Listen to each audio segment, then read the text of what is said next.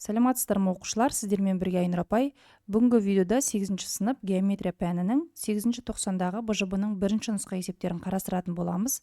Бірінші БЖБ ол тік бұрышты үшбұрыштың қабырғалары мен бұрыштары арасындағы қатынас деген тақырыпқа арналған.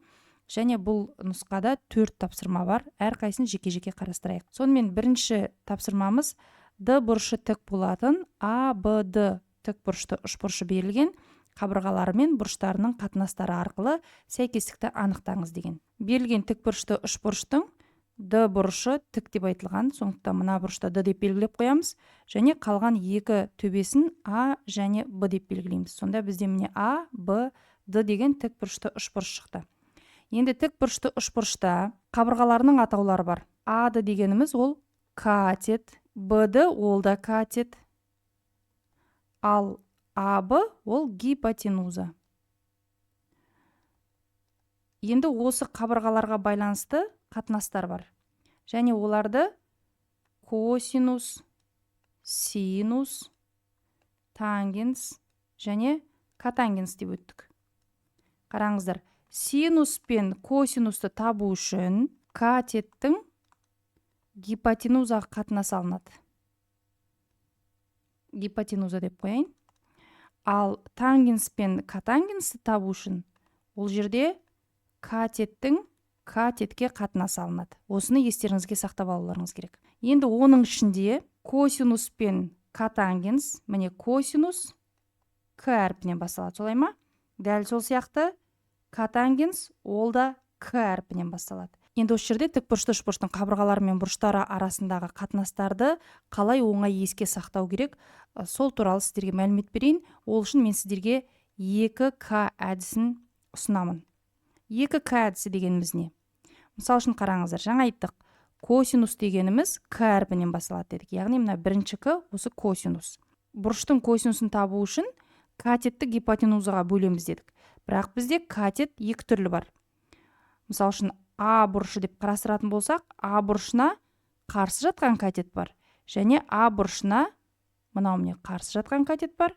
Және А бұрышына іргелес деп өттіңіздер, немесе көрші жатқан катет бар. Сонда біз мына алымына осы катеттердің қайсысын аламыз? Яғни қараңыздар, былай еске сақтаймыз. Косинус А, яғни А бұрышының косинусын табу үшін, жаңа айттым, мына бірінші К дегеніміз осы косинус. Табу үшін, енді міне катетті таңдау кезде біз мына екінші К-ға келеміз, яғни ол көрші жатқан катет деген сөз. Міне көрші жатқан. Мына бұрышқа көрші жатқан катет. Мына қабырғаны іргелес деп емес, көрші деп естеріңізге сақтаңыздар. Сонда міне косинустан басталды ма, яғни көрші жатқан катеттің, яғни А-дының гипотенузаға қатынасы. Гипотенуза дегеніміз А, Б. Дәл сол сияқты екінші бізде тригонометриялық функциямыз ол котангенс. Котангенс ол да К-ға басталады. А бұрышының котангенсін табу үшін біз не істейміз? Көрші жатқан катеттің қарсы жатқан катетке қатынасы.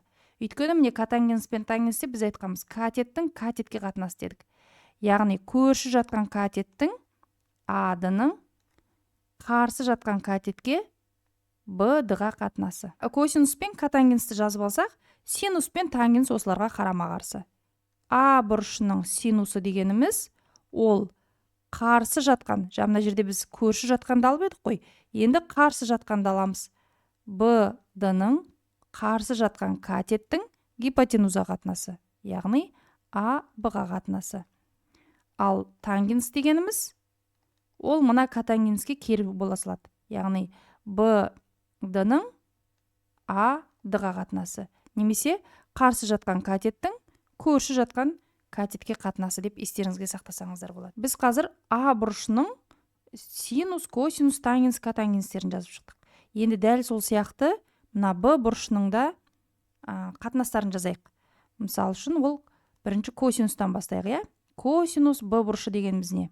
Косинус дегеніміз көрші дедік. Б бұрышына көрші жатқан катет, ол Б-ді, яғни Б-дінің гипотенуза қатынасы, А-Б-ға қатынасы. Енді котангенсті жазып аламыз бізге оңай болу үшін. Б бұрышының котангенсі дегеніміз көрші жатқан катеттің қарсы жатқан катетке қатынасы. Котангенс дегеніміз ол катет пен катеттің қатынасы деп айттық. Яғни котангенс болғандықтан ол көрші деп басталу керек. Яғни Б бұрышына көрші жатқан ол БД қабырғасы, БД катеті және оның қарсы жатқан катетке, яғни АД-ға қатынасы болады екен. Енді синустарын жазамыз. Синус Б бұрышы, мына жаңа көрші деп басталып еді, енді синус ол керісінше болады, иә? Қарсы жатқан катеттің, яғни АД-ның гипотенуза қатынасы, гипотенуза АБ. Енді тангенс Б-ны жазатын болсақ, ол котангенске қарама-қарсы дедік. Яғни АД мен БД-ның орындарын ауыстыра қоямыз. Енді осы бойынша мына берілген сәйкестіктерді табайық. Қараңыздар. АД-ның АБ-ға қатынасы. Мінекей, АД-ның АБ-ға қатынасы ол А бұрышының косинусы болып тұр екен. Яғни табамыз. А бұрышының косинусы дегеніміз ол міне екінші жауап. Яғни мынаған 2 деп қояйық. Келесі, тағы да АД-ның АБ-ға қатынасы бізде қайда бар? Мінекей, АД-ның АБ-ға қатынасы ол Б бұрышының синусы болады екен. Міне Б бұрышының синусы деген ол бізде үшінші жауап болып тұр. Яғни мына жерге үшінші жауапты жазып қоямыз. Келесі, басқа енді бізде жоқ, өйткені АД мен АБ-ның қатынасы ол косинусты немесе синусты береді. Келесі, АД қабырғасының БД қабырғасына. Қараңыздар, міне АД қабырғасының БД қабырғасына. Яғни катеттің катетке қатынасын беріп тұр. Ал катеттің катетке қатынасы ол тангенс пен котангенс болатын еді. Сондықтан енді біз синус пен косинуске қарамаймыз, тангенс пен котангенстің ішінен іздейміз. АД-ның БД-ға қатынасы. Мінекей, АД-ның БД-ға қатынасы тұр, котангенс А бұрышының котангенсі дейді. АД-ның БД-ға қатынасы А бұрышының котангенсі болып тұр екен. Мінекей, А бұрышының котангенсі ол 7-ші жауап. Яғни мынаған 7 деп қоямыз. Тағы да АД-ның БД-ға қатынасы міне тұр, Б бұрышының тангенсі. Б бұрышының тангенсі ол 6-ші жауап болып тұр екен. Мына жерге 6 деп жазайық. Және соңғысы БД-ның АБ-ға қатынасы. БД дегеніміз катет, АБ дегеніміз гипотенуза. Яғни катет пен гипотенузаның қатынасы ол косинус пен синустарда болатын еді. Енді тек мына косинус пен синустардың ішінен іздейміз. БД-ның АБ-ға қатынасы міне А бұрышының синусы болып тұр екен. А бұрышының синусы бірінші жауап. Оны аламыз бірінші жауап деп. Және тағы да БД-ның АБ-ға қатынасы ол Б бұрышының косинусы екен. Б бұрышының косинусы ол 4-ші жауап болып тұр. Яғни 4 деп жазамыз. Сонда қарап отырсақ, балалар, қараңыздар. Міне БД-ның АБ-ға қатынасы ол бірінші жауап дедік, А бұрышының синусы болды, және Б бұрышының косинусы болады екен. Тангенсте, котангенсте дәл сондай. Түсінікті болды деп ойлаймын, балалар. Ал мына 5-ші бұрыш пен 8-ші бұрыш ол бізде таңдалған жоқ. А бұрышының тангенсі және Б бұрышының котангенсі. Бізде ол қатынас мына жерде жоқ. Сол себепті ол бұрыштар бізде таңдалмаған. Осы қатынастарды естеріңізге сақтап алыңыздар. Және мына 2К әдісі арқылы шығаратын болсаңыздар, 2К әдісі арқылы жаттап алатын болсаңыздар, кез келген есепте оның көмегі тиеді деген ойдамын. Келесі есеп. Лагерден бір мезгілде 2 турист шықты. Біріншісі солтүстікке 3 км сағат жылдамдықпен, екіншісі батысқа қарай 4 км сағат жылдамдықпен жүрді. 4 сағаттан соң олардың ара қашықтығы қандай болды дейді. Енді есептің берілісі бойынша мына жерде біздің туристіміз тұрған. 2 турист тұрды. Біріншісі солтүстікке қарай жүрген. Міне солтүстік бізде жоғары қарай ғой. Былай қарай кетті. Ал екіншісі батысқа қарай, былай қарай жүрді. 4 сағаттан соң олардың ара қашықтығы қандай болды дейді. Яғни мына турист 4 сағат жүріп мына жерге келді. Екінші турист ол да мына нүктеден бастап былай қарай жүріп 4 сағаттан кейін мына нүктеге келді. Сонда міне мына екеуінің ара қашықтығы қанша болды деп сұрап тұр. Әріптермен белгілеп алайық. Мынау А нүктесі, мынау Б, мынау С деген төбелер деп белгілеп алайық. 2 туристте, яғни С төбесінен шығып тұр ғой. Бірінші турист Б нүктесіне барады, екінші турист А нүктесіне барады. 4 сағаттан кейін екеуінің ара қашықтығы, яғни А-Б-ны табуымыз керек. Қараңыздар. Былай жазайық. Б-С-ның ара қашықтығын табу үшін есепте жылдамдық берілген, мән беретін мәліметтер және уақыт берілген. Олай болса, жылдамдық пен уақытты пайдаланып біз ара қашықтықты таба аламыз ғой. Ара қашықтықты S әрпімен белгілейміз және оның формуласы жылдамдықты көбейтеміз уақытқа. Осы формуланы қолданып отырып, қазір біз мына қабырғалардың ара қашықтықтарын тауып аламыз. Бірінші ол BC. BC қабырғасын бірінші турист, ол солтүстікке қарай жүрді ғой бізде, 3 км сағат. 3 км сағат жылдамдықпен 4 сағат жүрді. Яғни 4-ке көбейтеміз. Сонда 12 км жүрген екен. BC-ның ұзындығы 12 км. Жазып қояйық. Енді екінші турист С нүктесінен бастап А нүктесіне қарай, ол АС ұзындығын жүрді, және оның жылдамдығы 4 км сағат болды. Ол да 4 сағат жүрді. Сонда ол 16 км жүрген екен. Яғни АС-ның ұзындығы 16 км. Енді біз Пифагор теоремасын қолданатын болсақ, мынау бізден тікбұрышты үшбұрыш қой. Пифагор теоремасы бойынша АБ гипотенузаның квадраты ол катеттердің, яғни АС катетінің квадраты мен BC катетінің квадратының қосындысына тең деп өткен болатынбыз. Енді осы формулаға сүйенетін болсақ, бізге табу керек АБ ғой. АБ дегеніміз ол тең, мынау квадрат болғаннан кейін келесі жақ түбірдің астына алынады. АС-ның квадраты қосу BC-ның квадраты деген формуламен табуға болады екен. Енді мәндерін орнына қояйық. Өйткені АС белгілі ғой бізде 16, 16-ның квадраты дейміз. Қосу BC ол 12 және 12-ның квадраты. Осының барлығы түбірдің астында. Есептейік, 16-ның квадраты ол 256, қосу 12-ның квадраты 144, 256-ға 144-ті қосатын болсақ, 400 шығады.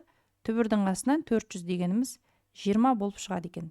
Сонда АБ, яғни екі туристің арасындағы ара қашықтық 20 км болады екен. Келесі үшінші есеп, егер синус альфа 25-тен 7 болса, косинус альфа, тангенс альфа, котангенс альфа мәндерін табыңдар дейді. Тағы да бізге тікбұрышты үшбұрыш қажет болады. Мынау альфа бұрышы деп алайық.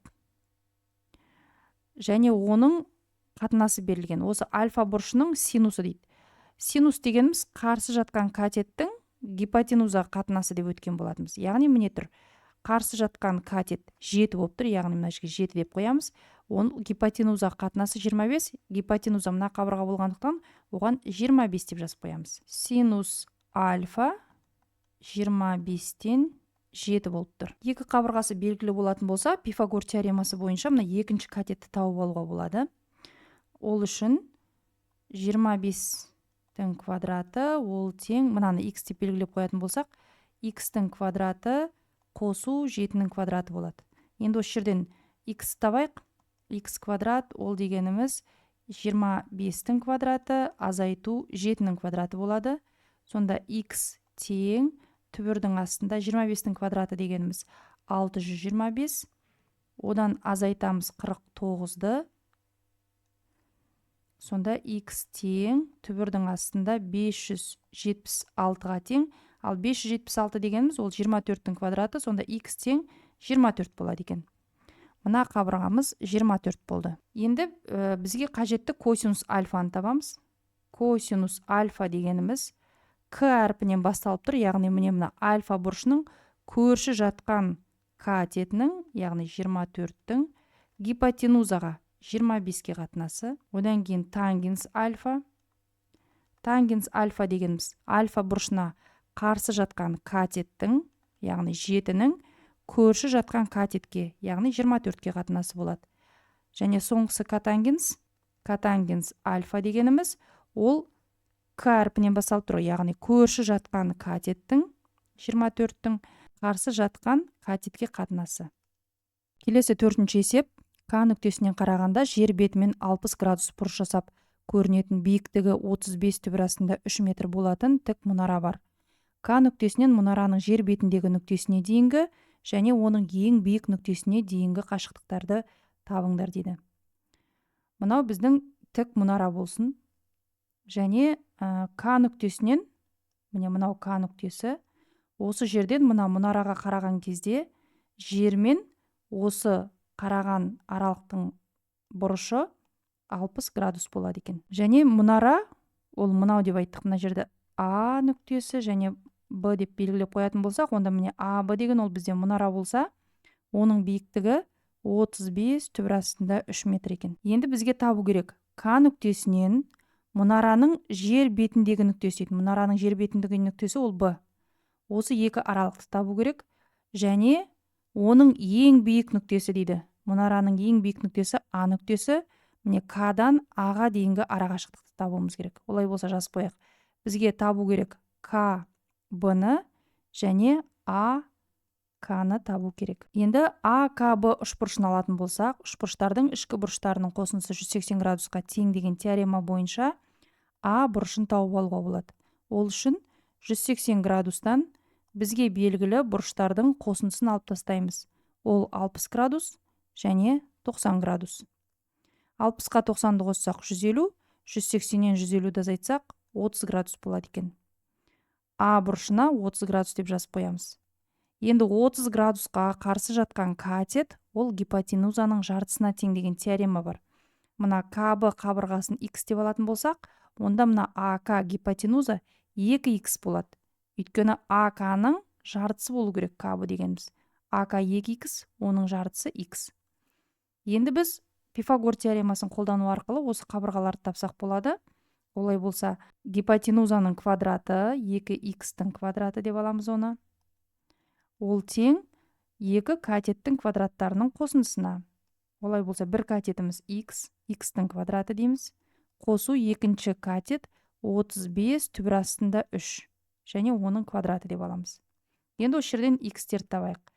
2X-тің квадраты ол 4X квадрат тең X квадрат қосу 35 түбір астында 3-ті квадраттайтын болсақ, 35-тің квадраты 1225, түбір астында 3-тің квадраты ол 3, 1225-ті 3-ке көбейтсек, 3675 болады.